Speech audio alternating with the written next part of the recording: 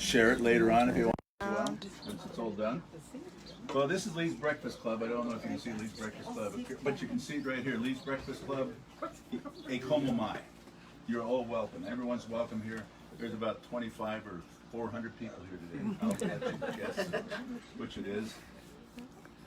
Each Breakfast Club is brought to you by a virtue, a food, and a Hawaiian word of the day. The Hawaiian word of the day, I picked an easy one, koa. We know koa wood, right? It's a hard, beautiful wood used for furniture, bowls, and other things made out of wood. I've actually seen pens made out of koa wood. It's very hard to get now, too. But it also means soldier and warrior. In Hawaiian, the word will mean many things many times. It also means brave, courageous, which goes hand in hand with soldier and warrior. And of course, the tree is a hardy, hardwood tree. Monkey pod is kind of a secondary thing to that. Koa's indigenous, monkey pod was introduced later on. So koa is the word of the day. It's not the food of the day. The food of the day, or the plant of the day, is kui kui. Kui, kukui. Kukui. And I believe this is a kukui lei. This is a kukui lei. It's made out of the bean of the kukui tree. Kukui nut. Kukui nut. The nut. What did I call it? Bean. Bean. Seed. It's a seed too, I imagine. Inside. It's not. It's a nut. Like you. Like me. But one of the things that they make out of it is kukui oil. And it's something you can really enhance your skin with. It's a nice additive for your cosmetic line. Anybody who wants to keep their skin nice and shiny and smooth. I don't know if it has any powers of keeping the sun blocked from you or not. But it's a wonderful tree. If you go online, actually, there's Facebook Marketplace. And if you see it online, or if you see koa online, the word of the day, also, grab it. Hawaiians used to use it for candles, inside the nut, the Oil. Oil. And they also use it for medicine. So Wow. kukui is a diuretic. You eat too much of it. So it's ingested. So it's actually a medicine. Yeah, All right. and I heard it was a mosquito repellent. I haven't experienced mosquitoes since I moved here. So it's also an alligator repellent. I haven't had an alligator come into my space in 3 years that I've been here. So the virtue of the day, I have this set of cards, virtue cards. It's done by the Virtues Project, Inc. You can look them up on some search engine. Today's virtue of the day is moderation. They have a little quote to give a little talk about it, how if you're successful in exhibiting that virtue. And I'm just going to read from the card. He who lives without looking for pleasures, his senses well controlled, moderate in his food, faithful and strong, him the tempter will certainly not overthrow any more than the wind throws down a mountain. And that is from, help me out, Dhammapada 8. Dhammapada 8. It's Hindu? It's Hindu. It's Hindu. So there's quotes from various philosophers, religions, etc. So moderation is creating a balance in your life. It is having enough, not too much or not too little. Moderation is stopping by before going overboard. It is using self-discipline to keep from overdoing. Moderation that keeps us from being blown out about in the winds of our desires. It's moderation. You know that you're successful in practicing moderation when you know what I need and get enough. No more, no less. Take care of my health by getting enough of what I need. Use discipline to stop myself from overdoing. Balance work and play in my life. A lot of us need practice on that, I think. Set boundaries for myself. Am content with enough. In the affirmation, done in present tense, is I am moderate. I am thankful and content to get what I need. Work and play are balanced in my life. I don't overdo or underdo, but find what's just right for me. So that's the affirmation for moderation, brought to you by the Virtues Project. Randomly picked. This was the second randomly picked I wanted the other day because I didn't like the first one. So a few announcements. Somebody's house is for sale. If we can help one of our. So if you, it's okay. So if anyone wants to buy a house, hit me up on Messenger. I'll send it to you. It's right here in Wahiawa. Yeah, and these are precious items. Wahiawa Heights. These are precious items because it's becoming more and more popular, and it's harder and harder to find a place here. Yeah. All right, so this is Lee's Breakfast Club. I invite people to come here and have breakfast. Was the breakfast any good, by the way? Encourage people that they can come to, and a como mai. That means you're welcome to come. It's my personal initiative to help bring about the unification of the human race. All right, so that's one of the main principles of Baha'i, which I am one. And we're encouraged to have personal initiatives to do that. And we're supposed to consort with people of all religions in a spirit of faithfulness and friendliness. So that's what we do, and that's what we do here. We come here, the mission statement of Lee's Breakfast Club is breaking bread together to break down the barriers that keep us from uniting. So that's what we're here. And I can tell you, in this room there are Sufis and Buddhists and Mormons and atheists and Islam, and we have it from all over. The divine feminine. Divine feminines? Who would that be, Angelica? We're resurrecting her. All right. And so if we have a guest speaker or musicians or some type of entertainment or knowledge sharing. And today is one of my favorite speakers. He's spoken here a couple times before. And so that's why there's a large crowd here today too, because of him. It's not the pancakes. The pancakes okay, but Ron is fine. And the thing I like about our speaker is he's got a doctorate in history of Hawaii from Hawaiian language text. And he'll explain more about what that means. And another thing is, because of his research, he recognizes that the state of Hawaii is actually an independent sovereign nation. And it was long before the United States ever became involved with it. And another thing about it is Baha'is recognize Hawaii as an independent sovereign nation. We have our own National Spiritual Assembly, which is our administrative body for the nation of Hawaii. So we recognize that. So in Baha'i geography, Hawaii is an independent sovereign nation. And if you really look closely at the history of how it took over and became a state, this is actually, in my opinion, and many others, this isn't a sovereign nation occupied by the United States. Hawaii was a sovereign nation when it got occupied, and nothing changed.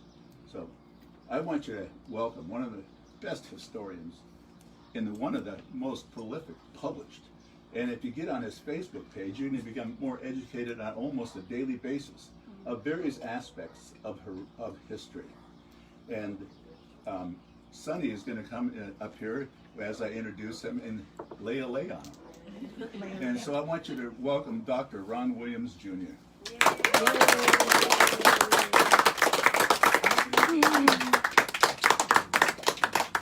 Well, you're missing it because you didn't do it right here. But.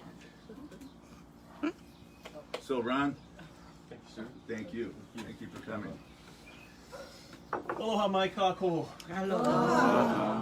Ovao Ron. O Ron Williams Jr. ko inoa piha. He malahini valley ki ia wahi o Wahiawa.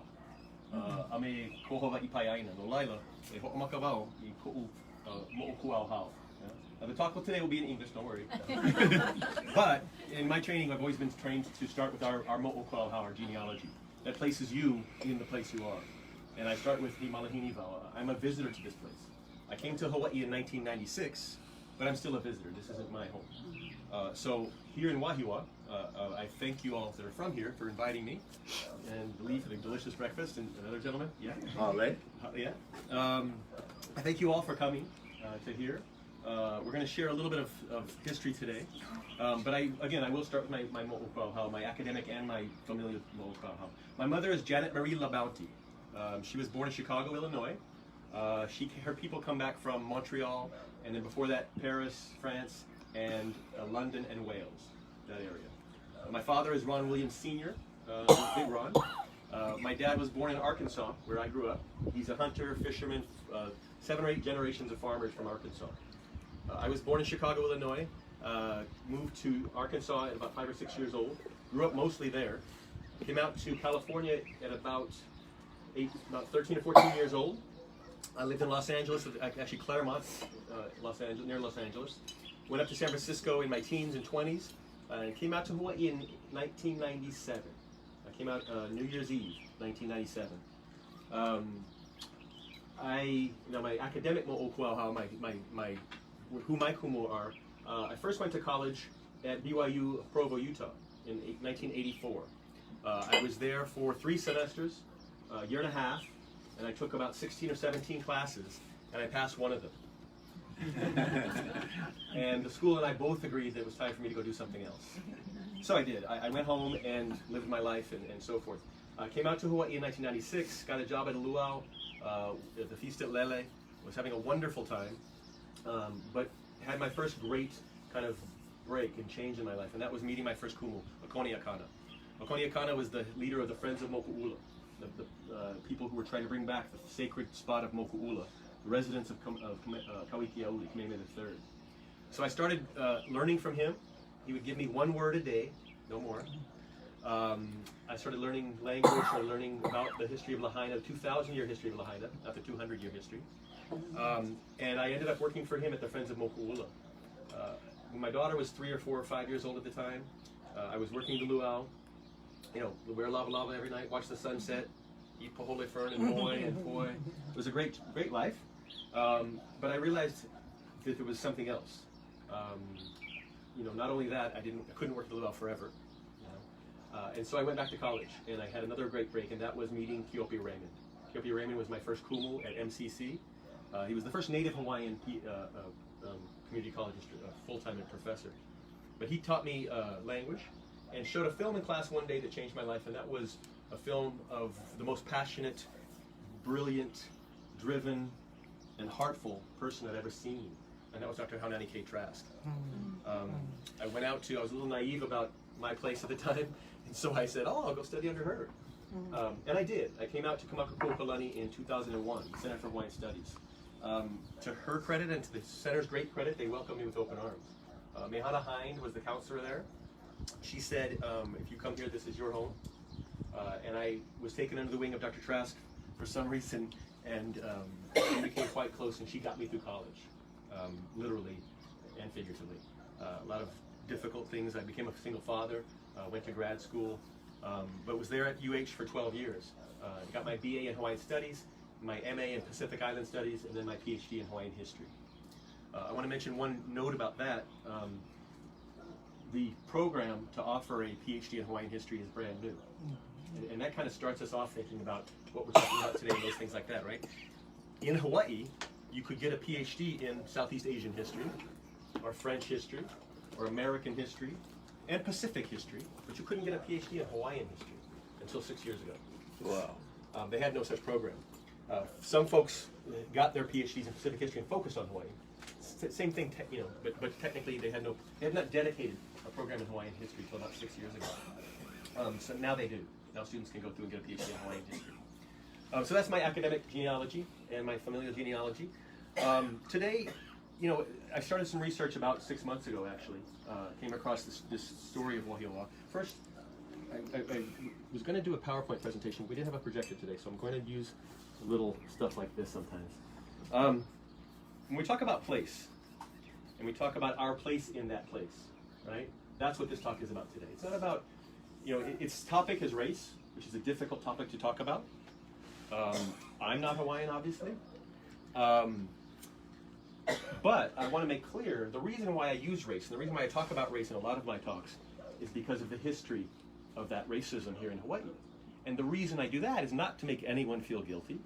I have students all the time. I taught at the Center for Hawaiian Studies for 10 years, and I would always have that one kind of middle-aged white lady student who would come up to me halfway through class and be crying. I feel so awful about what we've done. And I had to tell her, well, you didn't do anything.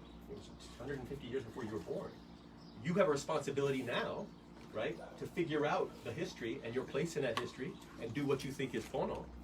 But you can't, I don't believe you should feel guilty for something people who look like you did 150 years ago. That's my manao. So today I'm not looking to make anyone feel guilty or anyone feel, so forth. I'm looking for us all to start to understand that history and get on the same place as far as that history. Find out what that difficult history was so that we can all make decisions for ourselves how we move forward. And I think if we're all educated about that history, we can all make really better choices about how we move forward. So that's my purpose in talking about it. Okay? Some of it is kamaha, some of it is kind of heavy and difficult, but it's worth it. Okay, so first thing I want to do is talk about place. This place we're at that 99.9% of us mispronounce, and it's not a snap on the knuckles. It's just why don't we move forward, producing the correct ways of saying our places. I talk to my boss every day about how he says Honolulu. So there's no such place as Honolulu. Do you see any A's in the word H-O-N-O? No, it's Hono, right? Hono means bay. Honolulu, deep water bay.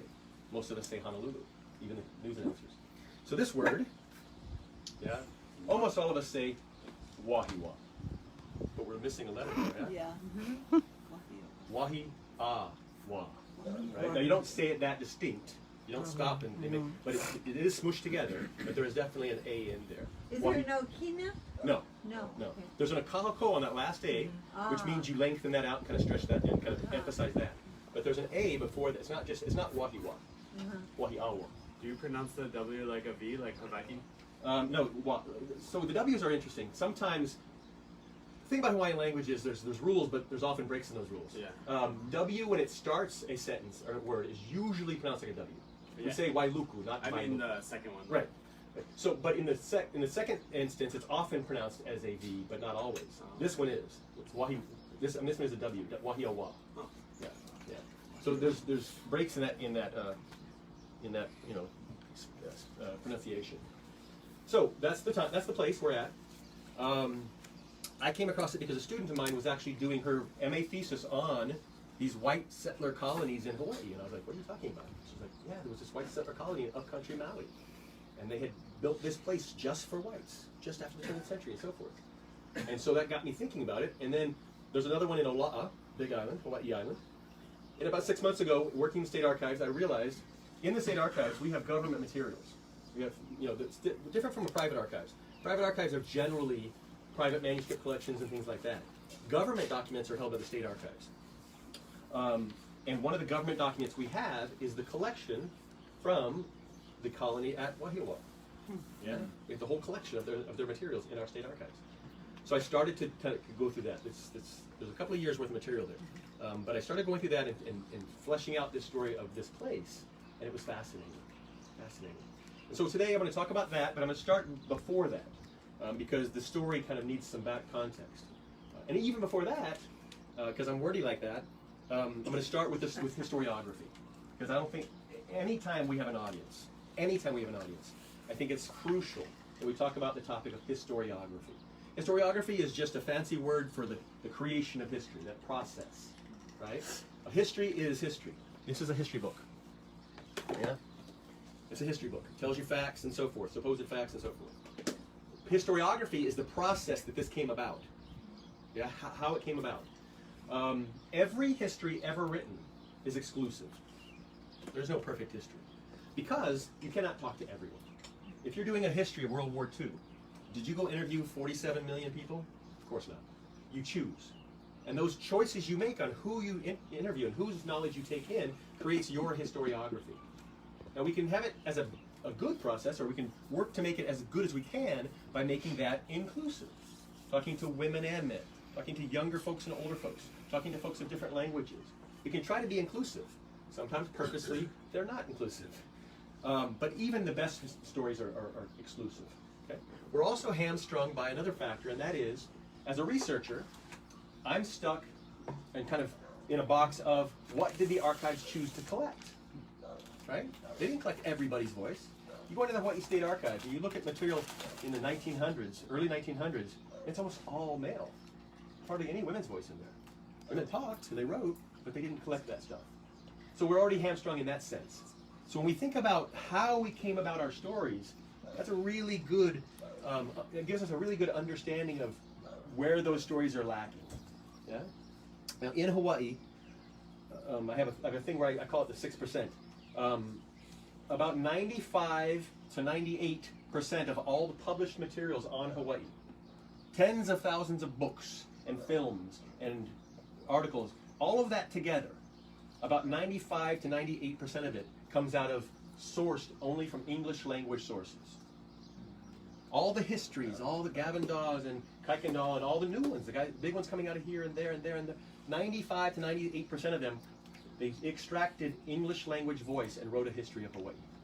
Now, why is that a problem? Because the English language voice in Hawaii at the time of the overthrow was about 6%. So we've written the history of Hawaii from 6% of the voices. Now that doesn't automatically mean it's a lie, but it's a problem, right?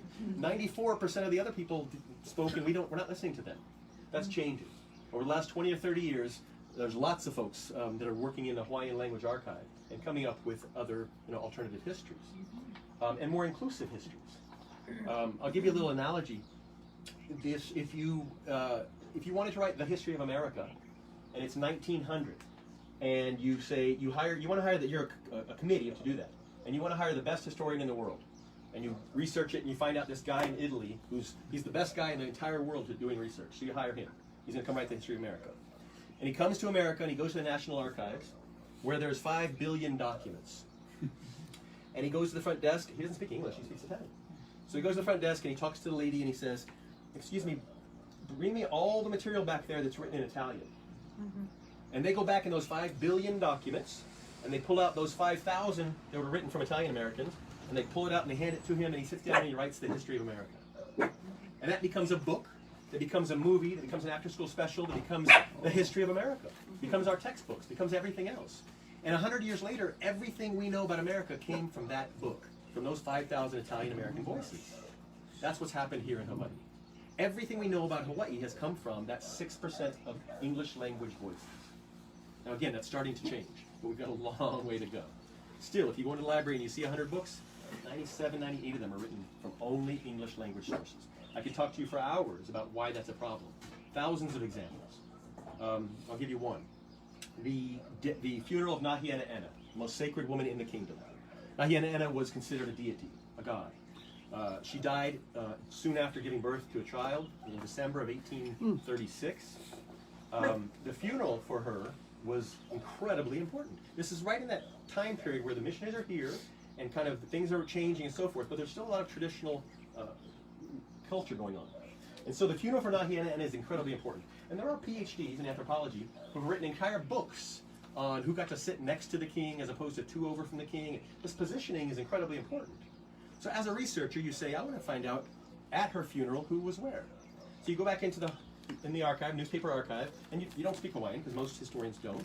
And you go back and you look at the English language newspaper. And it's, which one was it? It was the Polynesian. And the Polynesian comes up and, oh, it's right there, her funeral. And it's got a diagram and the funeral and so forth. And it says at the top of the thing, the funeral was led by the American mission. After that was this and this person and that person and this person. And about 6th or 7th down are Hawaiian priests and then Hawaiian warriors and da-da-da. And you say, wow. And so you take that and you go off and you say, and you write this big paper and you say, wow.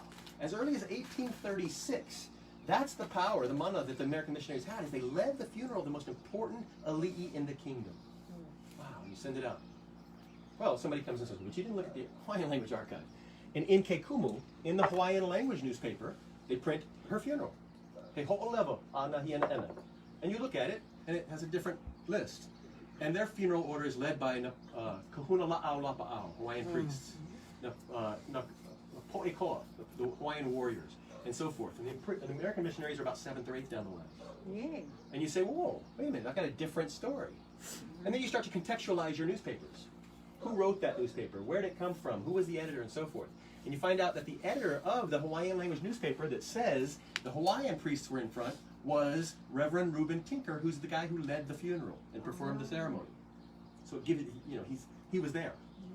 So you start to have a whole different understanding, and again, you don't know for sure, but you've got a more complex story. That's what we haven't done in Hawaii, and that's what we're starting to do, is say, we're not just taking the missionary, the ship captain's wife, the businessmen, the sugar planters' word for the history of Hawaii. Okay. So that's the historiography of Hawaii, and that's why it's changing. When we talk about Wahiawa, let me show you. I want to talk about the construction of white hegemony. So one of the things that we talked about, one of the myths that we're undoing, when the Hawaiian Renaissance came in the 1970s, 1960s and 70s and 80s, it did a wonderful thing, and that is get people engaged and get people questioning and so forth, questioning the history, wanting to know more. That's awesome.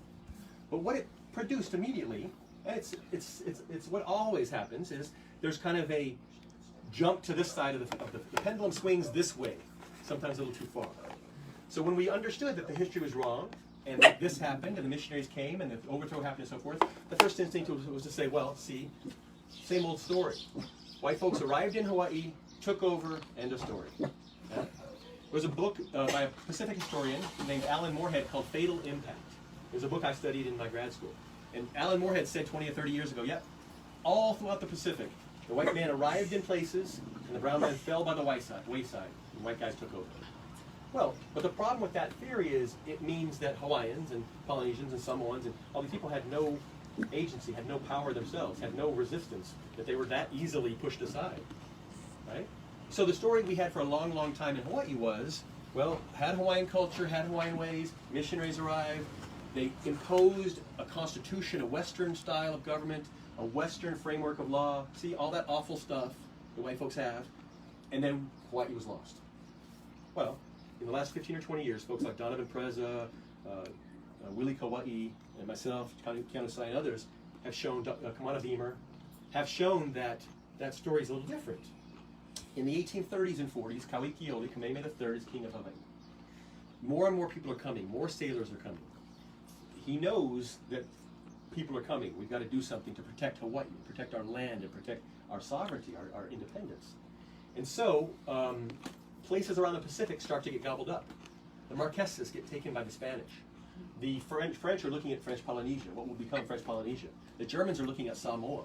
Hawaiians don't have a navy, they don't have an army, they're defenseless. So what can you do to save Hawaiian independence? There's no question by the 18th, and Hawaii's in the middle of the Pacific. It's incredibly strategic between the West Coast and Japan. By the 1850s, it's going to be gone. Somebody will own it. The only chance he has is to create a government that those other countries recognize and respect. It's almost impossible. Why would France, England, America, all these powerful countries, respect a tiny little country? But it's the only chance he has.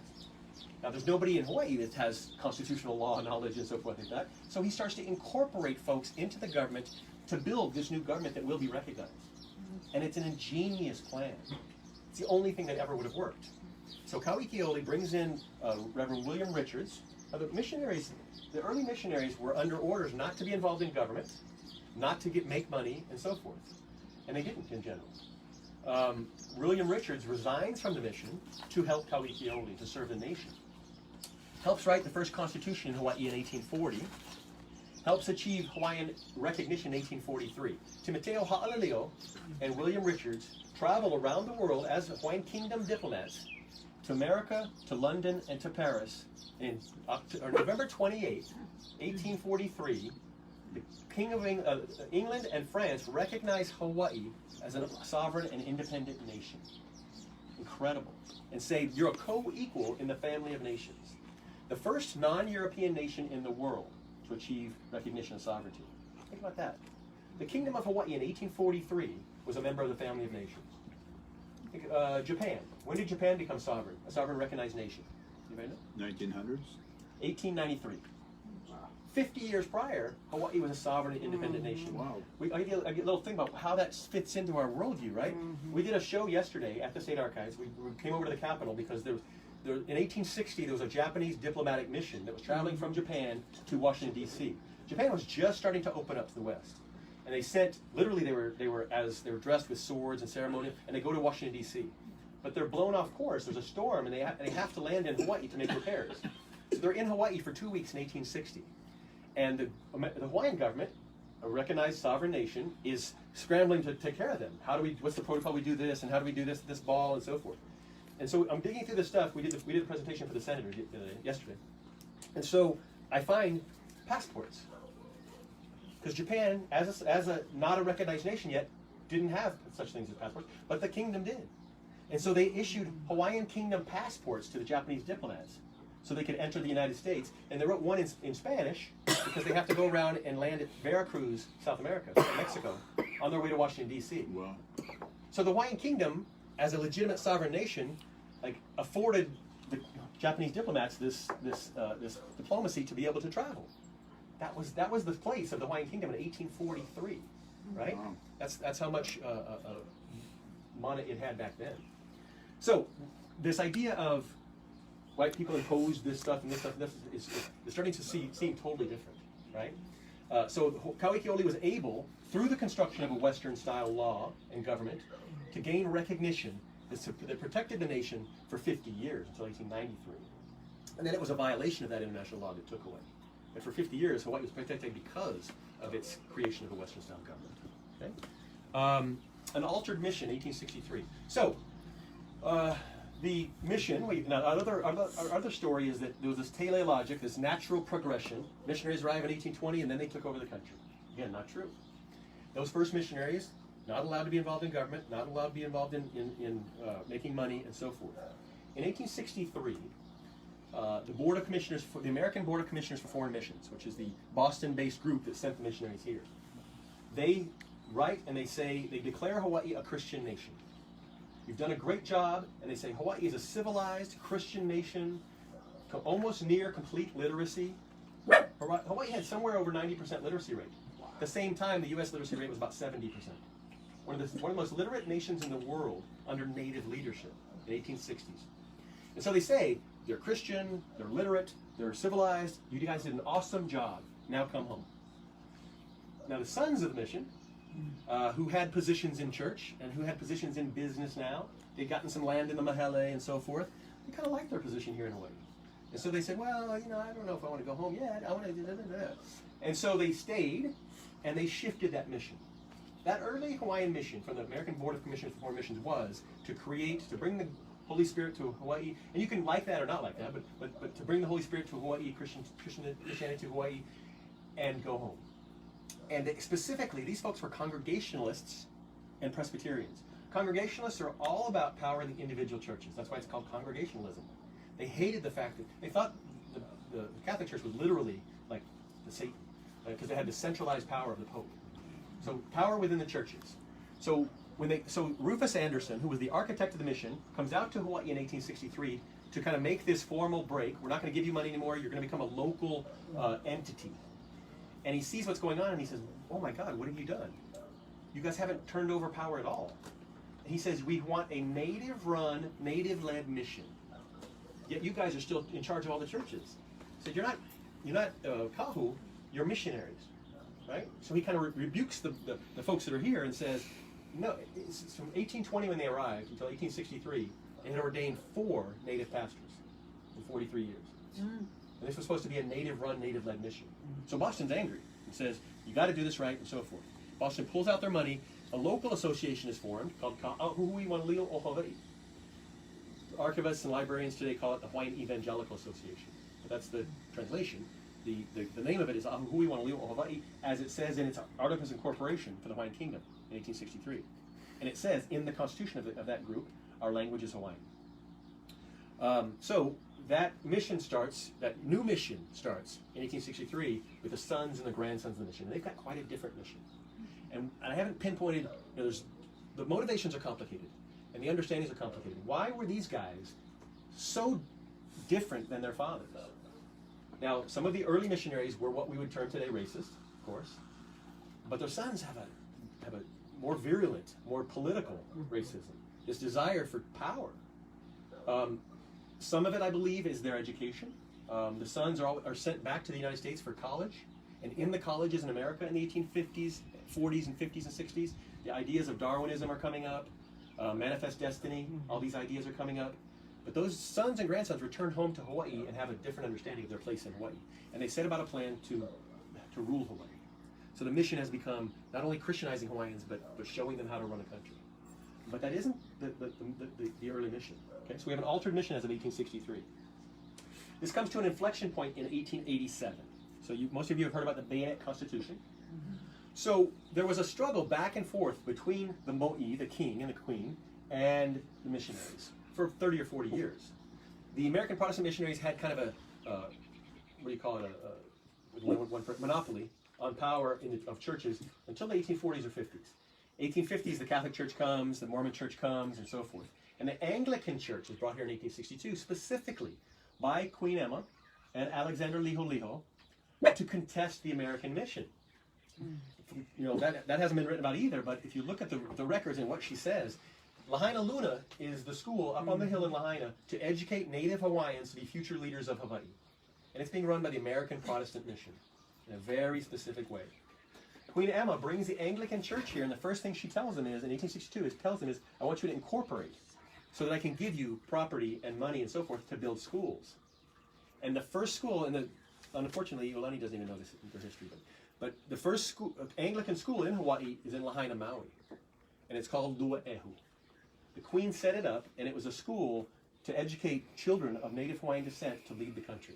So it's the same thing they're doing up at Lahaina Luna, but it's down the beach in Lahaina. They call it Lahaina Lalo. And it is educating Curtis E. Aukea, William Punahou White, and other Native Hawaiians to be future leaders of Hawaii, but in an Anglican way and not in control of the American mission. So there's this contestation of the American mission in the 40s and 50s and 60s. They're kind of pushing back and so forth, and this struggle back and forth. In the 80s, Kalakaua is Mo'i, and Kalakaua is a complicated character. He comes to power on the back of the American businessmen. Queen Emma, who was his person running against him, was by far the favorite of people. But the election wasn't among the people. The election for Mo'i, for sovereign, was among the legislature.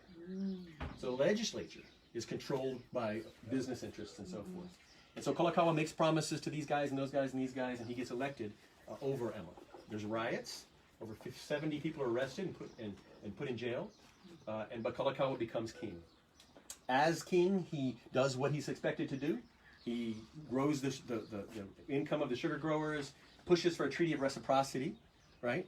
Now, sugar, traveling from Hawaii, an independent and sovereign nation that has treaties with the United States, to the United States is taxed because it's a foreign import, and America wants to protect its own farmers.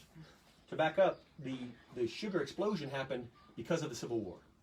So, American Civil War, America has a sweet tooth, very, very high demand for sugar and exploding. They're growing beet sugar in the South, but when the war kicks off, all the farmers go to war. So there's hardly any production of sugar coming out of America anymore. Sugar becomes like gold. So the missionary sons and grandsons in Hawaii say, we've got land, why don't we do sugar? And that starts that cycle of making money off sugar. But $1 million isn't enough. They want a lot more. So they said, well, if we can get rid of that tariff, we can sell even more sugar. So their goal is to get rid of that tariff on sugar going into America. So this is proposed in 1873. What does America want? It's a trade, right? Treaty of reciprocity. What does America want?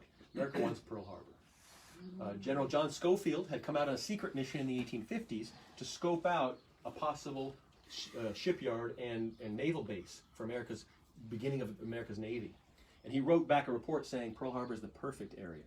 Easily protected by a couple of batteries, deep water port, super deep water port, and so forth. So America says, well, okay, we'll take the tax off of sugar. We want Pearl Harbor. Word gets back to Hawaii.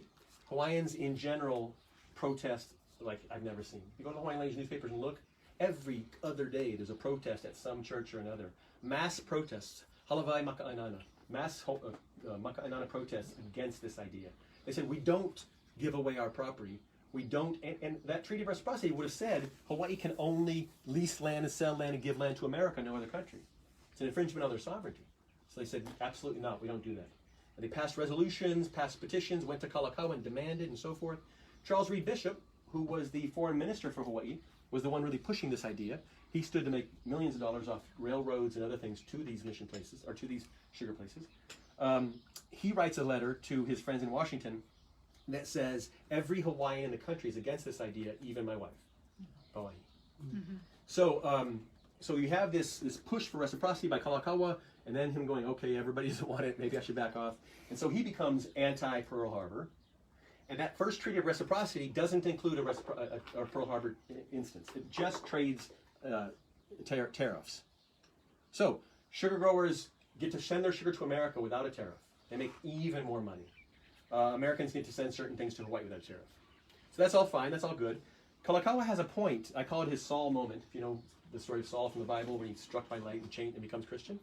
Kalakaua has this moment that he figures out how powerful those folks are getting in his cabinet and in the business community. And I think he realizes pretty soon they're not going to need me anymore. And so he does a 180 and becomes an incredible hardcore nationalist, arguing against the sugar growers and so forth. And he starts to pass bills and so forth, calling on, we need to create a native Hawaiian board of missions and this and so forth. That happens, and he starts to hire folks like Walter Murray Gibson, who are pushing these other ideas. Kalakaua, we know, travels around the world. I don't want to go too long here, so I'm kind of condensing, but Kalakaua in 1883 becomes the first monarch to circumnavigate the globe. You read the English papers, and it's like, oh yeah, he's out, having a good time. Who wouldn't want to go around the world? He's having balls and parties and spending a ton of money. Read the Hawaiian language newspapers, and they say he's creating a remembrance of Hawaii as a sovereign nation. Iolani Palace. The English language papers say it was a waste of money. Look at how much money he spent. He's bankrupting the country. The Hawaiian language papers say Iolani Palace is architectural testimony to nationhood. Nobody could come here, see that palace, and not know we're a sovereign, independent nation. So there's this reminder to the world. Kalakaua is traveling around the world, and if you read his diaries and read the stuff he wrote, he's gathering information, he's gathering books and knowledge and inventions. While he's in Paris, he hears about the demonstration of a new invention on the streets of Paris. And so he goes, and he watches the invention, and he's blown away. It's the light bulb, Thomas Edison. And so on his way back to Hawaii, he stops in New York at Edison's offices and says, I want to contract you to bring electricity to Hawaii. And he does. And electricity is installed at the palace long before it was at the White House or Buckingham Palace. That's what Kalakaua was doing, traveling around the world, was reminding folks of Hawaiian nationhood and also bringing in the best and the brightest to Hawaii. So that's going on, and it's making the mission sons and grandsons a little nervous because they're losing power and they're losing the ability to make more and more money. So in 1886, December of 1886, they start a new organization called the Hawaiian League. And this is all, everything I say is I've got the primary sources to show you, if you care to. The Hawaiian League, we've got their collection at the White State Archives. It's their book, their contract, and everything. It was a secret association of white business leaders in Hawaii that sought to protect white interests in Hawaii. That's what the Constitution says. And it's really against Kalakaua. And so it's led by folks like Dr. Gibbons, who's an American dentist, Lauren Thurston, and others. And they form the Hawaiian League. Now, and they say we've got to stop Kalakaua in his tracks. They have a army, a private army. There was a private militia called the Honolulu Rifles. And the Honolulu Rifles was started in 1853 as a private militia that would be called out by the king in case he needed to put down a sailor riot, or if there was too much crime, or something like that. Think of it as like Blackwater in Iraq, right? It's a private militia, but the government can tell it what to do. Kalakaua can bring them out to stop things. That's all fine and good. By the 1870s and 1880s, most of those guys had become members of the Hawaiian League, and that became the militia of the Hawaiian League. So those folks who had started this kind of white power group in Hawaii, that's their militia now, is these 400 well-trained militiamen in Hawaii. Kalakaua knows that he needs to have a security force, knows that he needs to have more of a formal army and so forth, and so he puts forward bills to do several things. Turn Lahaina Luna into a military school, train Native Hawaiians in military things. He wants to build a naval school in Honolulu, and he sends students, Native Hawaiian students abroad to the best schools in the country to learn law, English, being a doctor, and so forth, and militia. Robert Wilcox was sent to Turin, Italy, to the college where Garibaldi learned and taught, to study militia. And so Kalakaua is kind of building this defense. Yeah. So the mission sons and grandsons see this, and they say, "This is, we've got to do something now. It's gone too far." And so they plan this coup, this overthrow. There's two groups within these. I'll get to Wahiawa, I promise. He builds these. There's these two groups within the Hawaiian League. One is the Dole faction, and one is the Thurston faction. The Dole faction, Sanford Dole was a constitutional lawyer, and he's tended to want to do things by the law. And so he says, okay, we'll draft this new constitution, we'll have Kalakaua sign it, and so forth. Thurston says, no, let's kill Kalakaua, and it's in his writing. So let's kill Kalakaua, declare a republic, and then we run Hawaii. The two factions fought about it, and they ended up saying, well, we're going to go with the Dole plan. So they bring the militia, they go to the palace, they march to the palace, they have this new constitution they've written that makes Kalakaua basically a figurehead. And they present it to him and say, sign this or you die. He signs the Constitution. Now, anybody who's a constitutional lawyer can tell you, constitutions aren't implemented by one branch, the executive branch. Otherwise, we could take Obama hostage. Well, he's not president anymore, is he?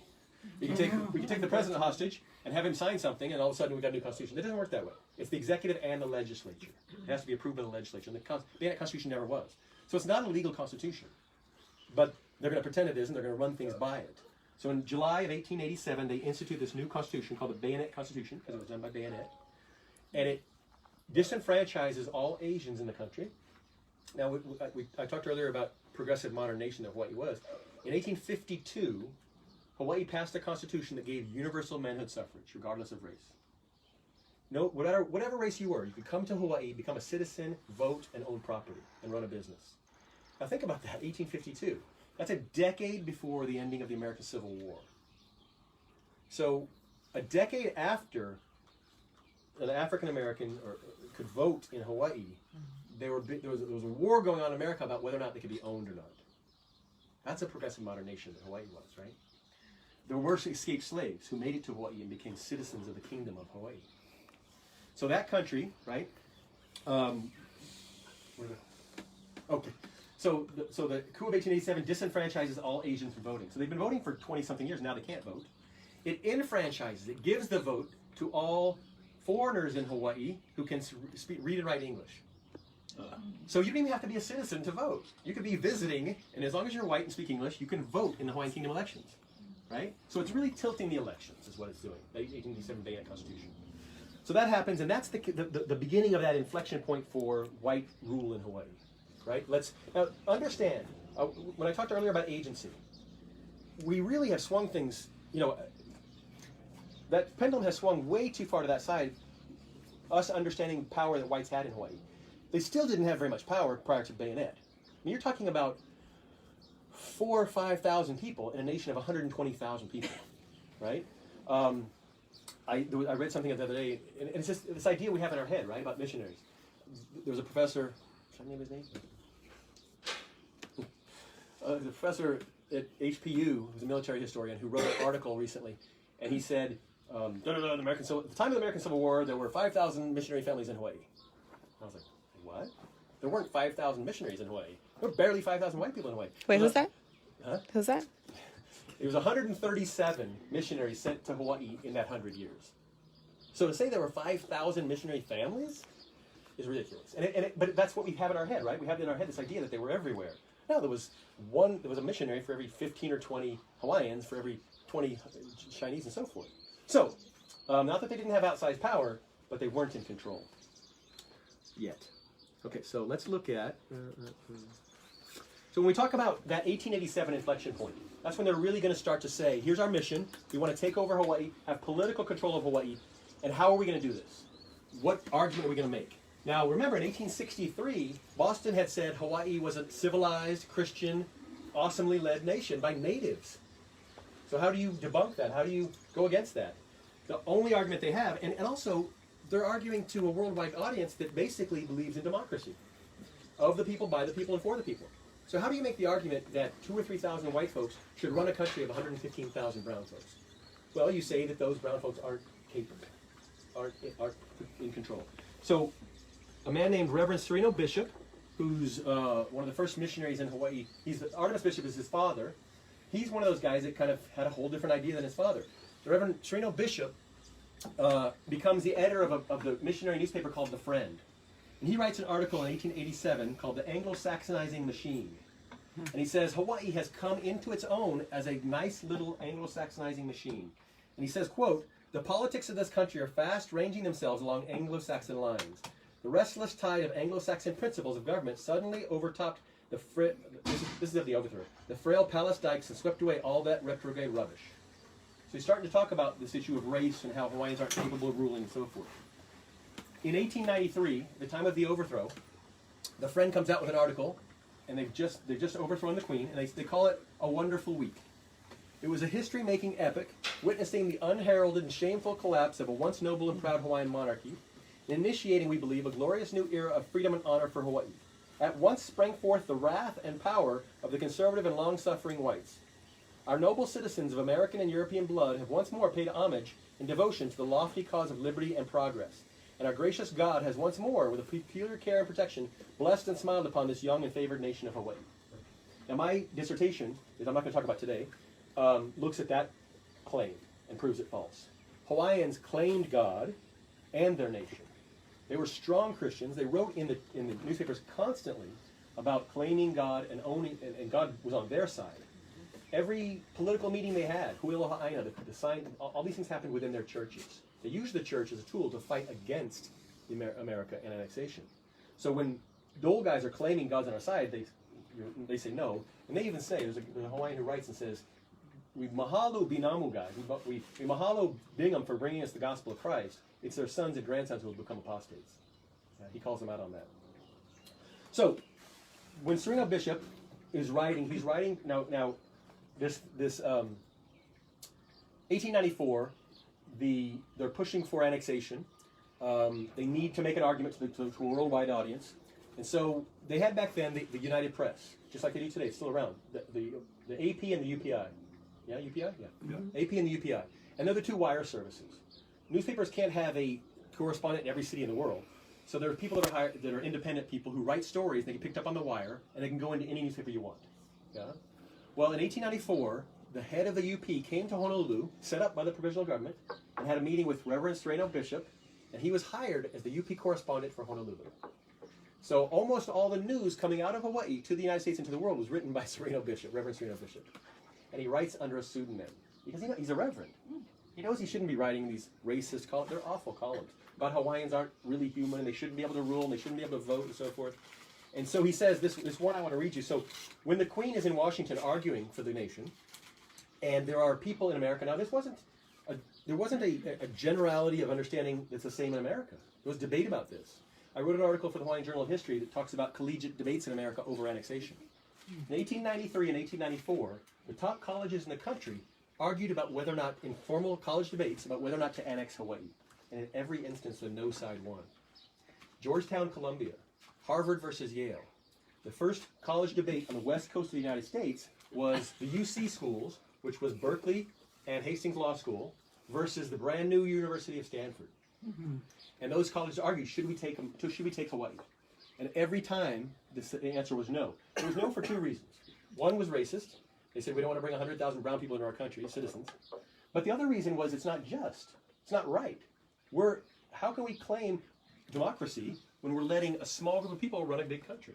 So these arguments in the United States are happening too. So the folks back here have to push and push and push and make an argument. So they're saying, if Hawaii is annexed, Hawaiians should have a vote on this. It makes a lot of sense, right? Ask the people of the country if they want to be taken. But the people who had overthrown the Queen can't afford that. They even admit in Washington, they say if a vote was taken, we'd lose it hard, totally. So how do you argue against that vote? So Sereno Bishop writes a column as the UP correspondent for Honolulu. He says this. This takes us back to the point first made, that the people of Hawaii must be a party to the contract for annexation. Here is the very question to be settled. Who are the real people of Hawaii? Are they the decadent, dwindling race of Aboriginal Hawaiians who still linger in the land, a feeble and inefficient people, pushed aside from active life by the swarming Asiatics and the vigorous whites? Or are they not rather the fresh, active, brainy white race who have by their skill and energy created the great wealth and thriving commerce of the islands, who own what they have thus created and who are manifestly the heirs of the future of Hawaii rather than the weak native race? Whites must govern. By reason of their superior capacity and force, the whites of Hawaii have become the real people of Hawaii. Period. Just like Trump. So he says Hawaiians aren't even Hawaiians. Like, if you want to ask Hawaiians to vote, you ask missionary sons. That's the argument he's making. And he signs it under his pseudonym. Remember, he's a pastor, right? He's a congregationalist pastor. He can't afford it. And the pseudonym he chose to write under was Kamehameha. Kamehameha. Wow. So he takes that, it's not only that he's writing that you folks aren't human. He's saying, I'm going to take the most sacred name you have to say that. So he writes 102 columns in the newspapers across the United States, claiming that Hawaiians aren't capable, signed Kamehameha. Wow. Didn't he write in his journal that he's going to hell? Yeah. Yeah, he was, so even he had a conscience though. I found a letter that he wrote where he's talking to his friend later in 1906, 1907, and he calls them the Kamehameha letters. I found these letters in the Hawaiian Mission House's archive. But he says, yeah, the Kamehameha letters are something I'll probably pay for in the post-existence, but hopefully it was for a good reason. Oh, So he's saying, I'm going to hell for this, Yeah. but at least we're going to take the country. This Congregationalist minister said that. Wow. So, 1898, they're arguing, and they say, there are hardly 2,000 of us able-bodied men who are trying to hold the fort of white civilization here against 80,000 or so that oppose us. These facts make it of the highest importance that the present domination of American influence should not be destroyed by an unwise legislation on the part of Congress opening the suffrage in Hawaii widely to those less worthy and more shiftless elements of our population. If color is ever to rule Hawaii, which God forbid, that color must be white. So we don't want color running Hawaii, but if it's got to be, then it's got to be us. So that's the narrative they're arguing 1800 up into annexation. Now we're getting to our place now. So they've made this argument about race. It's almost really, to be honest with you, irrelevant, because what happens in 1897, 98 is this. Now I want to back up and talk about the fact that sometimes some of my colleagues and others will talk about this taking of Hawaii by America, and that's generalized. 1893 was an overthrow that America participated in, that America's minister participated in, that America's minister was guilty of. The president took an investigation of that, found that out, fired the minister, ordered the restoration of the Queen. Now he fell short by not offering military force to reinstate the Queen, and the guys here called his bluff and said we don't think the United States president is going to fire on white folks to install a brown queen back into power, and they were right. But our policy, U.S. policy, was the restoration of the Queen. And so the U.S. became an enemy of the Republic of Hawaii because they were pushing for restoration. So for 3 or 4 years, the Republic of Hawaii was fighting against the policy of the United States. Where the United States comes back into play is after the Spanish-American War. The Spanish-American War breaks out. Hawaii becomes an incredibly strategic spot for coaling on the way to the Philippines. U.S. troops land at Kapiolani Park. That's McKinley Camp, right? So Hawaii becomes incredibly strategic. A second treaty of annexation comes up in the U.S. Congress. Hawaiians organize, build petitions against it, go to Washington, D.C. and present their petitions and give incredible speeches that just make you just tear every time you read them. They talk about, we are not cattle, we don't want to be bordered away, and so forth. We are a nation, we're a sovereign recognized nation, and so forth. And so their efforts in the Congress are successful. A treaty, as an international agreement, takes a 2/3 vote of Congress. It's very important. It's not something you do every day. 2/3 vote of Congress to pass a treaty. They can't get a 2/3 vote. So the second treaty of annexation fails in the U.S. Congress. They close the doors. Senator Newlands from Nevada calls a closed-door session of Congress.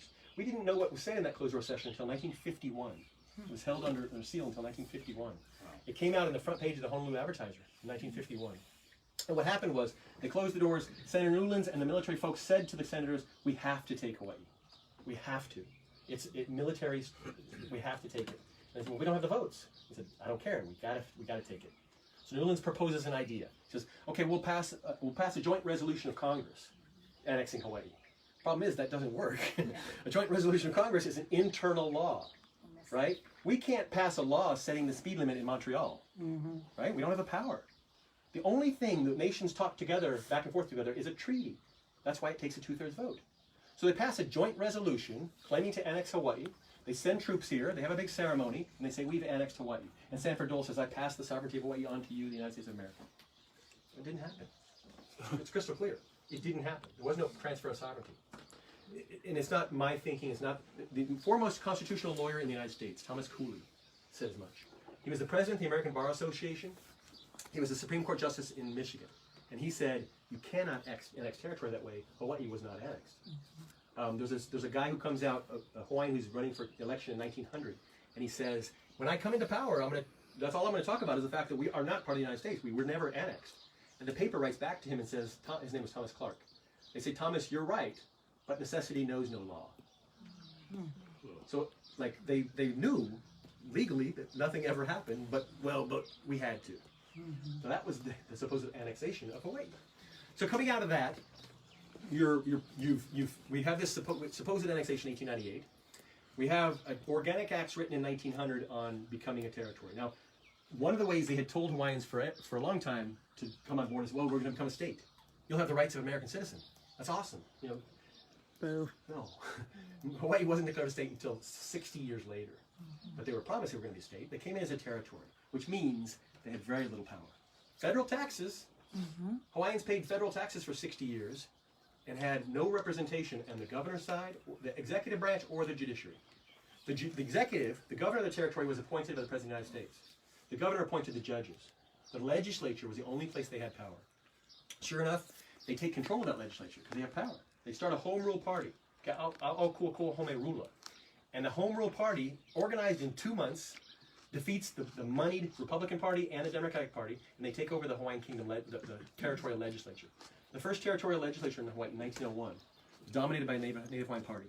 They passed bill after bill supporting Native Hawaiian issues, taking all the tax off of taro and taro lands, bringing Hawaiian language back into the schools, making the schools bilingual, restarting Kalakaua study abroad program.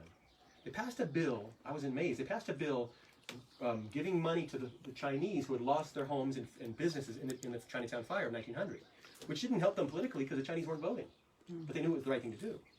So Hawaiians passed bill after bill after bill after bill, and Governor Dole vetoes every one of them. Yeah? And so that you know comes out. Let me see if I have a picture. I don't have a picture on right here. But so in that story of the 1901 legislature, you have the Hawaiian language paper saying, here's the legislature. It was one of decorum. It was one of things getting done and so forth. 2 political cartoons come out in the English language papers describing this new native-run legislature in 1901. One is in the Pacific Commercial Advertiser when the Congress starts, and it says the Native Hawaiian Home Rule Party legislature of 1901, and it's literally a picture of monkeys in the jungle with Rudyard Kipling's The Jungle Book printed underneath. The day the legislature ends on April 20th, the Hawaiian Gazette comes out with a cartoon that shows a circus, and it says the Hawaiian Simian Circus, and there are monkeys behind bars heading out to the woods. That was the English language newspaper's portrayal of that native-run legislature in 1901. So that idea of race is being really stamped now on, eliminating that past history. We've got 70 years of glorious progressive history we've got to undo. So they're making these things strong. Okay. Now I want to pass this out, and then we're going to get to Wahiawa. This is something that I try to pass out every time I go somewhere, because I want us to understand, I could talk for 6 hours about this, but I want us to understand where Hawaii was when it was run by Kanaka Oiwi, Native Hawaiians, in the middle of the 19th century. Yeah? I should keep going. So I'll read it to you. You can take these home. But I'm going to read it to you. These are a couple of just a few random facts about the Hawaiian Kingdom in that era. Sorry. Okay. Gives me a chance to take a glass of water. Is that it? And if there are any questions, please save them till the end, or better yet, write them on a slip of paper that I have here and put them in here. Okay, so think about Hawaiian Kingdom. First Constitution, 1840. Okay, 1840. Mo'i Kauikeoli voluntarily cedes absolute rule for the benefit of his people and the nation. Think about that. As a world historian, one of my areas of my PhD is world history. I don't know of another instance in world history where an absolute monarch, a divine monarch, prior to 1840, he owned and controlled everything. He wanted something done, it was done. He wanted something, it was his. He voluntarily gives up that power. No revolution, no mass petition of the people. He voluntarily gives up 2/3 of his power, creating a constitutional monarchy, not an absolute monarchy. So now he's the executive, but there's a legislative and a judicial branch to check him. He does that voluntarily for the benefit of the people to gain recognition. 1852. Mo'i Kauikeoli and the Kingdom Legislature declare universal manhood suffrage regardless of race for the nation as part of the Kumukanawai of 1852. Right?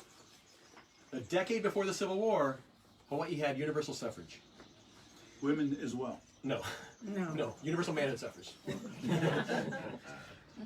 And we'll get to that part later. Yep. 1859, Mo'i Wahine Emma and Mo'i Alexander Leo raised funds to found a modern hospital to address mass death from disease. Hawaiians were dying by the tens of thousands. And they were petitioning the legislature. They said, build a hospital. We've been, you tell us if we want to be healed, we need to pray. We've been doing that. We're still dying. So build a hospital. The legislature refuses. The king and his wife take their own money and other money from friends, and they build Queen's Hospital. 1860s, Hawaii achieves near full literacy, becoming one of the most literate nations in the world. Hawaii. How many Americans do you think know that? What's the second most literate nation in the world? You think they're going to say Hawaii? No. Hawaii was.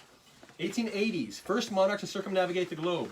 Electricity Iolani Palace before the White House. Proposed Polynesian and Asian federations. Kalakaua proposed to Samoa, Tonga, Aotearoa, all these different places. Hey, let's band together, create a common currency, create low trade barriers to push back against the rise of European power in the Pacific. What does that sound like? Sounds like the EU. 100 years before the EU, right? He had that idea. Asian Federation, same thing. When he stopped in Japan, he said to the Japanese emperor, let's band together so we can become a force in the Pacific instead of the Europeans. 1887. Does it say 100 on yours? Oh, I corrected it. It should be. So this was our old guess. I just finished a paper where I came up with the exact number. So by 1887, there were 136 Hawaiian Kingdom consulates and embassies around the world. Think about that. I didn't even know there was one. But to think, in all 6 continents of the earth, there were Hawaiian Kingdom consulates and embassies. Pretoria, South Africa. Detroit, Michigan. San Diego, California. Russia. There were Hawaiian Kingdom consulates and embassies. That's the place of the Hawaiian Kingdom in the world under Native leadership in the 1800s. 1890, Hui Kalaiaina proposes women's suffrage as an amendment to the Constitution. Now you could argue very strongly that women lost power with the coming of democracy to Hawaii. Because prior to that, under the Hawaiian Kingdom, in 1840, when that first Constitution was written, we had a Hawaiian woman Supreme Court Justice. 1840. When was the first woman Supreme Court Justice in America? 1980 something. 1980. 1981. Boo. 1981. Who was it in Hawaii? It wasn't, who was it? Oh, in Hawaii. I forget. No problem. I forget. It was, it might have been Kukua, I forget. But 1840, a woman Supreme Court Justice. 1840 and on, for almost, 1819 and on, for almost 40 years, a Kuhina Nui, there was a woman. Co-regent. Ka'ahumanu was the first, and there were several after her, who nothing could get passed without their signature. So women had power in the Hawaiian Kingdom, right? When it comes to, now there's a quick story I'll tell you about voting in Hawaii. 1894, the provisional government wants to create a republic. And they say, okay, so they have a constitutional convention. A group of women come to the convention and say, hey, women should have the right to vote. Women had gained the right to vote the year prior, in 1893. The first place in the world where women could vote. Anybody know what nation? You can't say. Yeah. No? What was the first nation in the world where women could vote? It was Polynesian. Aotearoa, New Zealand. 1893, women got to vote throughout the country in New Zealand. So these women come to the convention and they say, hey, they have it in New Zealand. They had it in several states in America, Wyoming and so forth. They said women should be able to vote.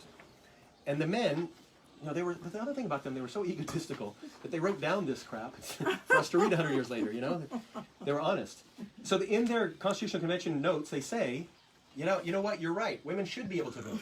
But we can't afford to do that here because there's 13 brown women for every 1 white woman.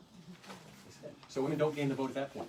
Women won't gain the vote in Hawaii until 30 years later in 1921. Okay? 1997, Hui Lohaʻaina gathers over 21,000 signatures protesting annexation to the United States and defeats the Treaty of Annexation.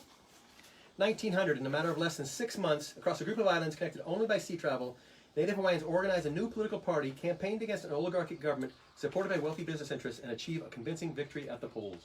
That's what Native Hawaiians did as leaders of their country, right? So when we talk, and we're at the same time we're portraying them as monkeys and not able to rule the legislature and things like that. That's where that story of race comes in. So, 1895. 1895 is another big inflection point. Donovan Preza has written, no, not Donovan, yes, Donovan Preza has written a brilliant master's thesis and is working on his dissertation about land in Hawaii. And his argument is we got the Maile all wrong. The Maile wasn't the great loss of land for Hawaii. The great loss of land for Hawaiians was in 1895. And that was when the overthrow happened, and Sanford Dole and his friends passed the Land Act of 1895. And they did 2 things. They did, number one, they supposedly made the crown lands public. So Hawaii was divided into crown lands owned by the crown, the king and queen and the family and so forth.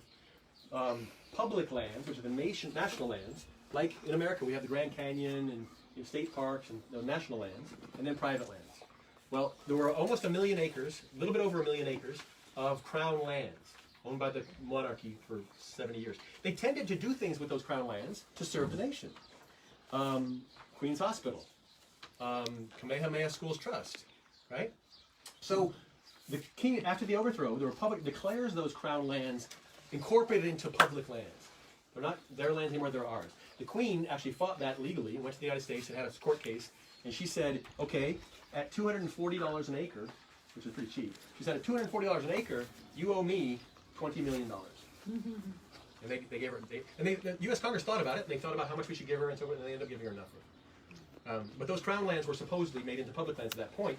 And they say, so with these public lands we have, this vast amount of land we have now, we need to whiten our population. So they're very clear about it. We need to be acceptable to the United States. We want to become a state at some point. And America's scared of us because there's too many Asians in Hawaii, right? And so the Land Act says we're going to start homesteading, but specifically for white California farmers, right? They're going to bring white California farmers to Hawaii, set them up, get them water, get them this, do everything you can to support them and so forth, and that'll start to change the look of Hawaii. So a few articles. There's one in the Pacific Commercial Advertiser in 1899, a resort for the whites. Assuming that the under what conditions can the Anglo-Saxon race flourish in the islands? So they talk about the fact that the whites are going to be okay financially. We're going to run things. We're going to be rich and fine. But what about like health-wise? What about taking care of us and hot here and so forth like that? So they say, assuming that the Anglo-Saxon will maintain himself financially in these islands for many years to come, the question is, what should be his best physical environment? So they talk about setting up a resort for the whites. This is actually the title of the article. And then we see under Anglo-Saxon progress, the Wahiawa colony, the problem of achieving an Anglo-Saxon population for these islands, what there is here in agriculture for the smallholder, the California colony at Wahiawa, will demonstrate. And it is safe to say that if this colony is a failure, it will be long before another enterprise of its kind can be launched. So we've got to really support this colony out in Wahiawa. An experiment in sociology. So it's not about farming. It's not about money. It's about human condition. Yeah. And how do we make this society more Anglo-Saxon? What the colony at Wahiawa is doing. He is very much impressed with the experiments there being worked out and thinks they promise much for the development of the islands.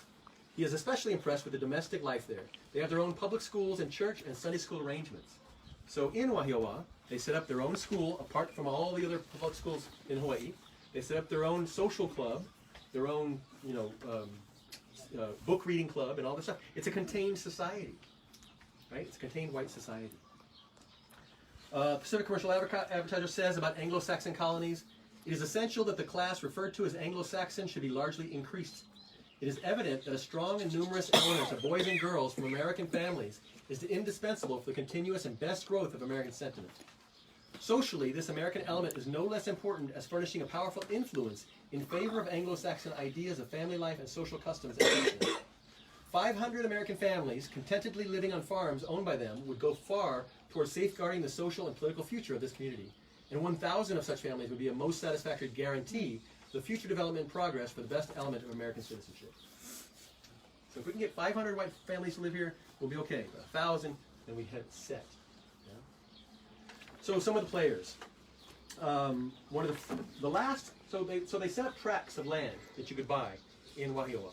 And they set aside this land and they said, this is going to be our first experiment, our first colony. There were two others that I know of. One was in country Maui and the other was in Ola'a. But the one here, people start purchasing that property, and some of them were 100 acres, some of them were a little smaller, 60 acres, some of them were a little larger. James Drummond Dole purchased the last section available. Right? Son of a Unitarian minister from New York, arrived in Honolulu November of 1899, so he's been here a few months. In July of 1900, he purchased the last tract available within the California colony. A year later, he incorporates as Dole Pineapple and becomes what we know as today as Dole Pineapple. In 1923, so he arrives in 1901, they produce a few thousand cases of pineapple. In 1923, Dole Pineapple packed 43 million cans of pineapple. Wow. Right? Now, I'm going to tell you a little later how they were so successful. They literally, we talk about collusion, we talk about things like that. They literally, folks like W.O. Smith, William Owen Smith, who was one of the leaders of the overthrow, who was the Attorney General for the Provisional Government and the Republic. William Owen Smith was the lawyer for the Wahiawa colony. So he was the one making petitions to Dole's cousin, Sanford Dole, about whether or not they could get water, whether or not they could get land, and so forth and so forth. Next guy is, does everybody know the street we're on?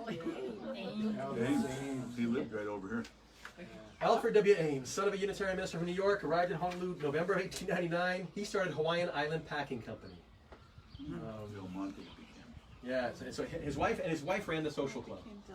So they had a book club. They had, there's so many places you could understand and go with this. So the social club, they're meeting for the first time, and there's 13 families, and they're meeting to form this Wahiawa social club. And it describes the interior and says a beautiful interior of and with Hawaiian lei all over the place and decorated with Japanese lanterns. And I thought, yeah, you want Japanese lanterns in your clubhouse, but you don't want Japanese anywhere near the colony. And they're literal about that. Byron O'Clark was the other gentleman who had a big went to it. There's some of the infamous pineapples. Oh, you just There. So everyone in the country is kind of looking toward this and looking at this to see if it'll work. Now here's the social club of Wahiawa. Wahiawa is primarily an agricultural settlement, but there is no intention on the part of any of its settlers to evolve any of the distinctive features of the plantation civilization of these islands. So we're not going to be like those dirty, messy Chinese, Japanese. We're forming a white plantation society. They see in their mind's eye rather a charming valley of beautiful estates, not unlike the beautiful and far-famed valley of San Gabriel, California. Charmingly decorated clubhouse, lighted by Japanese lanterns, Helen Ames read a poem, and the following toasts were programmed. Our clubhouse, our hotel, our bridge, the need of the beautiful in the homes of Wahiawa, the need of the beautiful in the streets of the Wahiawa. Right? So things are going along fine. Now they're expanding and they need more water. There was just a water bill fought over in the legislature last week, right? This is where it all starts. Taking water and controlling water. What's the word for wealthy in Hawaiian? Wi-Fi. Why? Water. Like water is wealth. Water is power.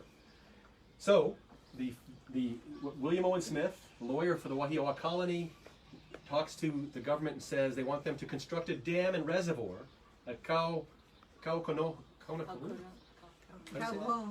Yes, stream, Mauka of the Wahiawa colony, to allow for the water to be diverted to the highest part of the colony lands. So we want to construct a ditch, tunnel, and flumes from said dam and reservoir over public lands to said colony lands of not less than 50 million gallons a day per capacity. To direct such portions of the water of said streams as we may be or become entitled to divert and conduct the said water so diverted to the colony lands and the lands owned and controlled by the Waialua Agriculture Company. So 50 million gallons of water a day from up there down into feed the farmers' lands that are here. He writes and says, annexation did for pineapple what reciprocity treaty did for sugar, right? Because once annexation happens, supposedly happens, then you have Hawaii incorporated as a supposed part of the United States, so there's no more tariff. So the farmers can send their pineapples to America without a tariff.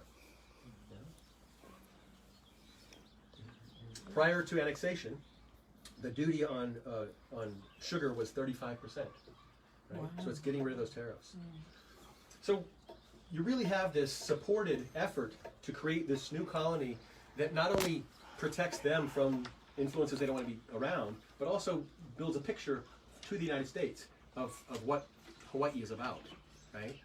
Now, out of that birth of a colony comes a claiming of land, right? And a claiming of what a Hawaiian and what Hawaii is in people's minds that goes on to develop into a larger scale of Hawaii in general. I'm writing a paper right now on the new look at Pearl Harbor. About 10 years ago, they spent $60 million reconstructing the War Memorial at Pearl Harbor. And I'm a U.S. citizen. I'm very, very proud of the men who have died in the war. But what they've done at Pearl Harbor is claim a space 4,000 miles from the United States as an American place of war dead with such a heavy narrative that it erases, completely erases, Hawaiian understandings of that place, right? You ask. So I did oral interviews about 10 years ago with Hanani K and many others, and I didn't even say what the topic was about. And I said, when I say the word Pearl Harbor, what does it mean to you? And every one of them said loss. Loss of our nation, loss of our place, loss of our fishing grounds, and so forth. So I went back in the Hawaiian language newspapers, I looked, and it's the same story. That story has a mo'okuauhau, has a genealogy. In the 1870s and 80s, when the Pearl Harbor was being talked about, they said, no, that's our place, and so forth. And so when you go in there to Pearl Harbor today, and the National Park Service, their motto for their state parks is, does anybody know it? Experience your America. So 6 million people a year travel from Vermont and Texas and Idaho to Pu'uloa, Oahu to experience their America. Ew. That claims Hawaii as an American place. It wasn't even a state then. Nope. No, it claims, but you know what I'm saying? It naturalizes that idea that we are an American place. Right. 'Cause Wrong. look, you got it right there. Yeah. So but that started way back here, and it's pervasive. Think about Hawaii, and Lynette and I talk about this all the time. Claiming space, not only in people's minds, but on the physical landscape, right? In 1907, Honolulu High School his name was changed to President William McKinley High School. After U.S. President William McKinley, whose influence helped bring about the annexation of the Hawaiian Islands to the United States. Yeah. Ew. Right? After that, we have, so in Hawaii today, we have President Thomas Jefferson Elementary, President Theodore Roosevelt High, President George Washington Middle School, President William McKinley Community School, President William McKinley High, Admiral Arthur Radford High, Admiral Chester Nimitz Elementary, Lieutenant Colonel Horace Meek Hickam Elementary, Major General William Shafter Elementary, Major Sheldon Wheeler Elementary, Major Sheldon Willard Middle School, Major John Wilson Elementary, Sergeant Samuel Solomon Elementary, Robert Louis Stevenson Middle, William P. Jarrett Middle, and so forth. There's dozens and dozens of schools across Hawaii or on the Hawaiian landscape that honor American heroes. I have no problem with these guys in general. I don't know much about them. Yeah. But I do know that there are hundreds and hundreds of Kanaka Oiwi heroes that are left behind. And I do know that that makes it normalized for the kids growing up in Hawaii. In Eva Elementary School last year celebrated its 73rd annual President Abraham Lincoln Day. And second graders performed the song, I Want to Be Just Like You, for hundreds of proud parents, teachers, and students, talking about Abraham Lincoln. And you're telling me there's no Hawaiian hero that we could have these second graders wish to grow up to be? Of course there is. Plus, it's the militarization of Hawaii. Yeah, That's our symbol it's now. claiming space. So, I want to show you one more thing. When we talk about that narrative, and the reason I talk about it, it's not just something that happened 50 years ago. It's going on as we speak.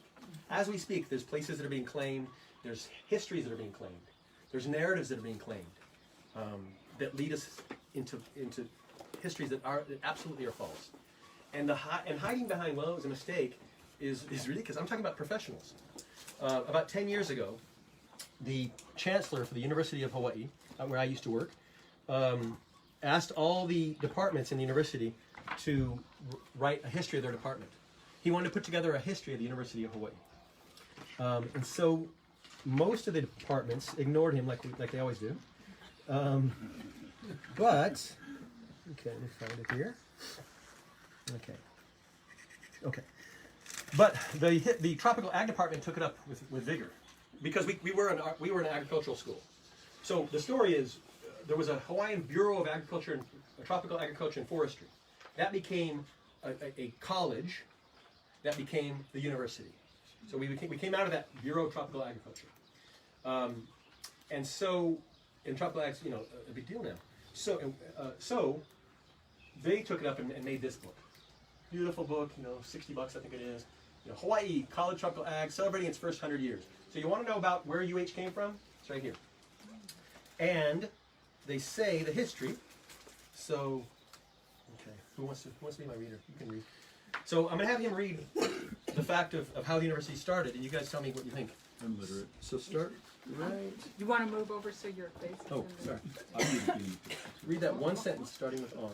Read it loud and clear. See what it says on? I do. Okay.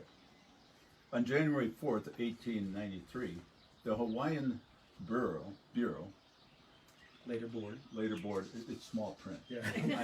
I am literate. Of Agriculture and Forestry was established in the Republic of Hawaii. Also established in 1893. Okay, that's it. So I'll read it again. On January 4th, 1893, the Hawaii Bureau of Agriculture and Forestry was established in the Republic of Hawaii, also established in 1893.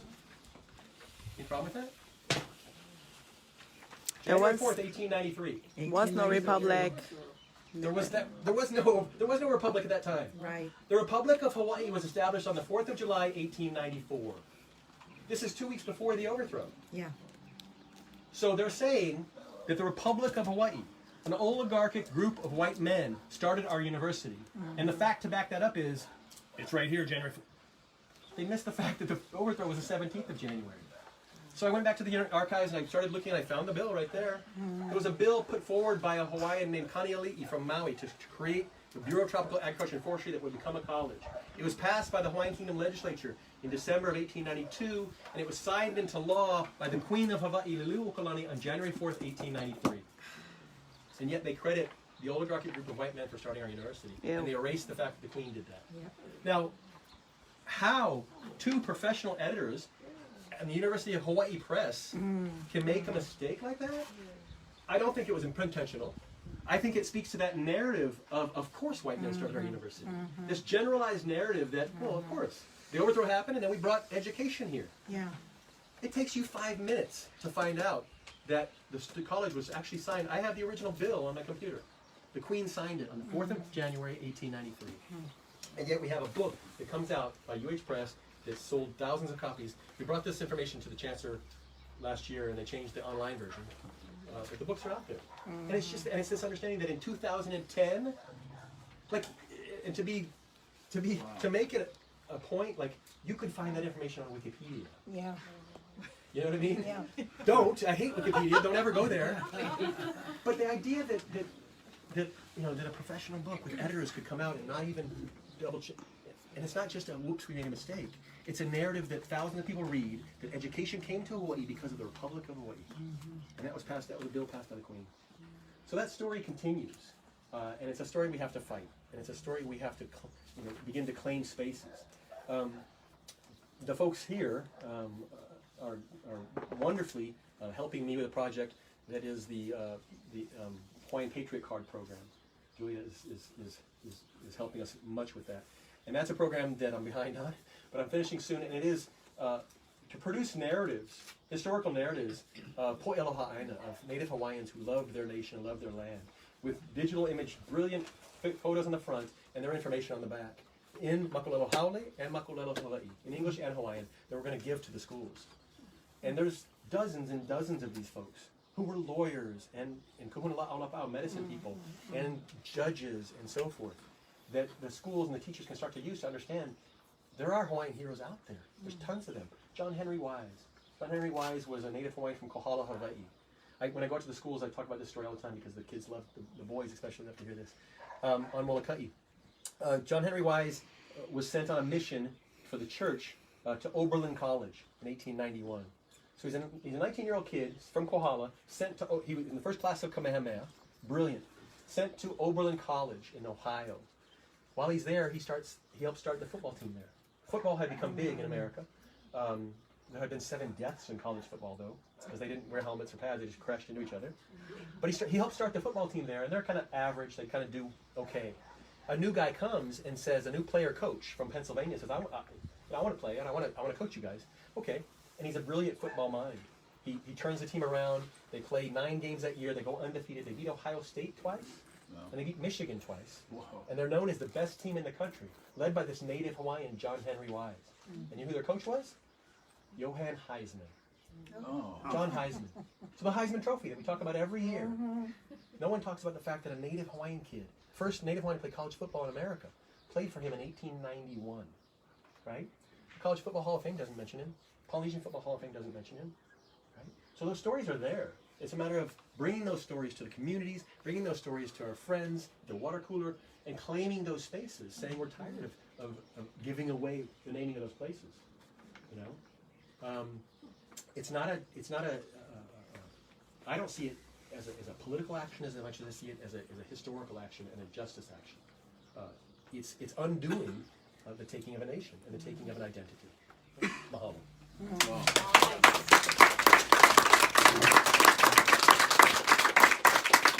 a couple of questions. We're just going to limit to a couple of questions. Why is the Hawaiian flag modeled British? It's a good one. Great question. Great question. I have an answer, and I have a From Queen Victoria, that came. and I have a reason why. So before I get there, I'm going to say something about the fact that because of that, we have to be really, really, really careful of imposing our understanding of these things on 100 years ago. There, for a while, there was a big popularity. There was the popularity of a different flag. It's been called the Rasta flag, yellow and green and so forth. And the idea was, and I understand the idea. The idea was we want our own flag. That's a colonizing flag and so forth. The problem is it's a false history that's behind that Rasta flag. It's not true. But even if you want to use it as okay, fine, but I like it today, that's fine. But we need to understand what Kanaka Oiwi, what subjects of the Hawaiian Kingdom thought about that supposedly British flag back then. They loved it. They wrote about it constantly in newspapers. They devoted their lives to it. They had it tattooed on their bodies. They made hatband flags out of it. There was in 1861, Kanu People Kuakua, the Hawaiian Nation newspaper, prints a newspaper with a color Hawaiian flag on the cover. Red, blue, and black. Yeah? Red, blue, and white, but black and thing. And it was the first use of color, first printing of a color flag anywhere in the world. The color in the 1861 newspaper in Hawaii was 30 years before color was used in American newspapers. And they said this is done by Kanaka Oiwi because of their love of their nation and their flag. So they would give their lives for that flag. So for us today to say, well, it's a colonial flag and I don't like it, is really an imposition. Now, where it came from was a number of things. Number one, Kamehameha I had made moves to align himself with Britain. Vancouver had been part of that negotiation. There was actually a letter written by Kamehameha back to the King of England, King George, and said, we want to become protected by England. He knew that early on that people were coming, and Hawaii had no defenses. So if England would agree to protect Hawaii, then that would be, that would help Hawaii. Now, some folks have said that, at that point we became British. I disagree. There was no, if you're going to ask for a document, one point you got to ask for a document in every point. There was no return agreement from Britain, but there was some form of alliance. There was some form of understanding between Hawaii and England. So that was one of the major factors. When Kamehameha II, his journey to London had always been thought of as kind of like a fun journey, but you look deeper into that, and Kamehameha II kind of, after experiencing the American Protestant missions, who were very strong-willed and had some very specific rules and so forth, he said maybe there's another answer. My father had this understanding with England, so he travels to London, England, which is unheard of. Monarchs didn't get on a ship and travel across the world. But he leaves Lahaina and goes to London, England, Kamehameha II does, to figure out this understanding and figure out the alliance between Hawaii and England and so forth. Unfortunately, he and his wife both die in London of the measles, and their bodies are brought back. So there was that very, very early British, Captain Cook, and then Vancouver. There was this very, very early negotiation between Hawaii and England. The first didn't go so well. Killed Cook, right? Yes. But the understanding of the power of England and the understanding of their initial dislike of the American Protestant mission led them to keep pushing towards England. And then there was that little gap, and then the fourth does it again. Alexander Lihulio brings the Anglican Church here on purpose. Another question is, what books do you recommend for lay people who want to learn Hawaiian history? None. No, it's difficult. It really is difficult because this is brand new. We've touched the tip of the iceberg. There's lots and lots of folks working on this, but it's hard to recommend a general history of Hawaii. That said, there's specific pieces that are written that are incredible. Ken, can you hand that book over there underneath the one right there? One I would recommend, if you're looking at the overthrow, is Tom Kaufman's Nation Within. He wrote a book called Nation Within about 30 years ago, and he updated it recently. He writes a really great, so he tells the story of the Hawaiian annexation and overthrow from what was going on in America. The behind-the-scenes machinations in Maine and Washington, D.C. and so forth. And he was a New York Times reporter or Washington Post reporter, something like that. Really good research. But the book has very few citations, which I hate. But I've checked it out. But Nation Within is a good book about that. Noe Silva's Aloha Betrayed is always a great beginner to look at the annexation, the Hui Aloha Aina. If you're looking at biographies, I think so. A colleague of mine, Maria Lohalani Brown, Native Hawaiian, who teaches in the religion department, She has written what I think is the model for doing Hawaiian biographies. We don't have a good biography other than hers and maybe one other of a Hawaiian leader in existence. All the books written about Kamehameha, Nahiana, Keopula, all of these folks are all written out of completely English language sources. How can you know these folks without reading what the people read about them or wrote about them? It's the same thing with the mission. When I talked about the mission earlier, 99%, well, 100%, because I haven't published my dissertation yet, 100% of the histories of the religious mission in Hawaii have been written mostly from the annual reports that the supposed Hawaiian Evangelical Association sent back to Boston. The problem is, as I mentioned, their language was Hawaiian, and they say in their constitution, we're going to produce 2 reports, one in Hawaiian and one in English for the folks back in Boston. And they're different reports. And they're not only different in content, they're different in context and so forth. No one has looked at those Hawaiian language reports. They've all written the history of the mission out of those English reports. My dissertation focuses on those Hawaiian reports. So what did the people in the congregation say? You know, and letters back and forth and stuff like that. So same thing with the biographies. We don't know those stories yet. Aloha Mae Brown has written one of John Papa'i'i, and she did the way you're supposed to do it.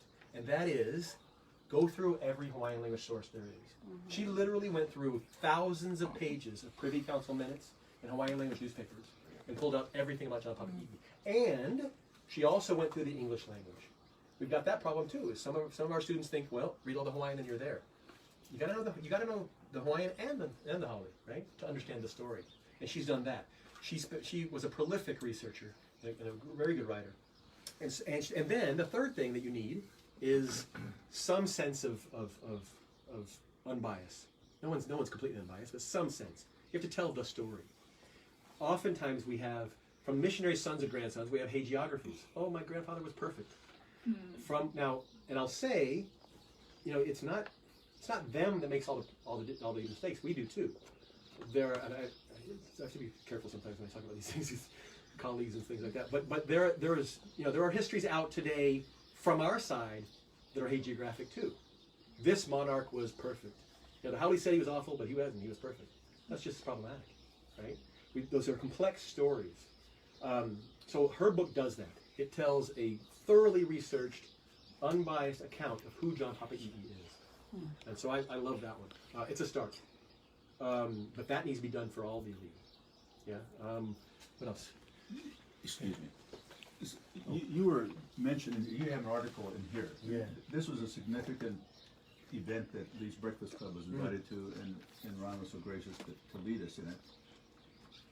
And it was the first time that Hawaiian art was recognized as a Hawaiian art. Should have covered the camera. Yeah, show it right there. Yeah. So this was a big deal. So the Honolulu Museum of Art has been around for 100 years. The Honolulu Museum of Art never focused on Hawaiian art. Aloha Johnston was hired as the first Hawaiian curator ever. Yep. And she's in charge now of the Hawaiian art.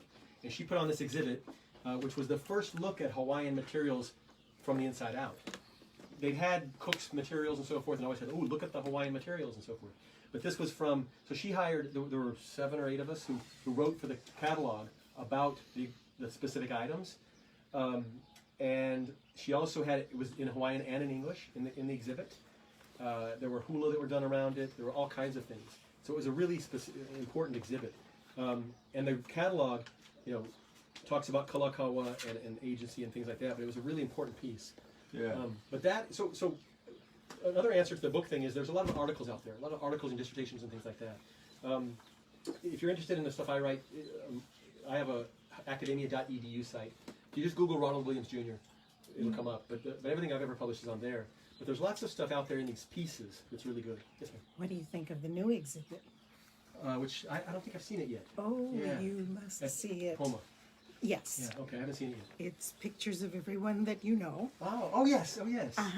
the text, Yeah. the pictures are done Oh, that's in right. the text. Yeah, I've seen about it, but I haven't seen it yet. Oh, She's Yeah. in it. it's No, D. I'm not in it. You're not? No, I was in Canada.